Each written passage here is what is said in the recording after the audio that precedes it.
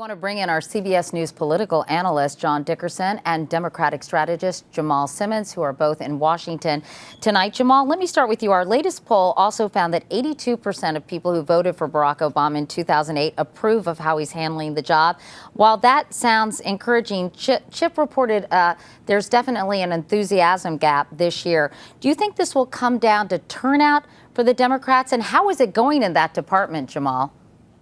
You know, the poll also said that 69% of voters say they'll definitely vote in this election. So there's a kind of mixed messages coming from some of those numbers. At the same time, Katie, Democrats are feeling very good. They feel like if you look at the early vote returns, you're starting to see some strong response, and that voters are starting to figure out that if Republicans win, they're going to cut 21% out of education and borrow $700 billion from the Chinese to give tax cuts to rich people. And most voters don't want to do that. But conversely, John, just 39% of independents who voted for President Obama say he's made progress solving problems. So is that encouraging news for Republicans? It is encouraging news for Republicans. That's a low number from independents who were such an important part of that Obama coalition. And that group is even less enthusiastic about the Democrats who will actually be on the ballot. 70% of independents who voted for Obama in 2008 say they are angry and dissatisfied. That's good news for the party that's out of power. Meanwhile, GOP Senate candidate Christine O'Donnell got into a face-off with her challenger, Chris Coons, over teaching evolution in schools. They had a disagreement about the content of the First Amendment. Let's take a look.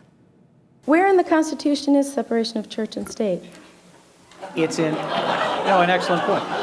Hold on, please. There is a separation of church and state that our courts and our laws must respect. So you're telling me that the separation of church and state, the phrase the separation of church and state is found in the First Amendment? Back to Roe versus Wade, and the government shall make no establishment of religion.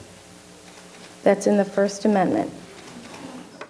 We received a statement from the O'Donnell campaign. It reads in part, Christine O'Donnell was not questioning the concept of separation of church and state as subsequently established by the court. She simply made the point that the phrase appears nowhere in the Constitution. John, do voters care about exchanges like that one?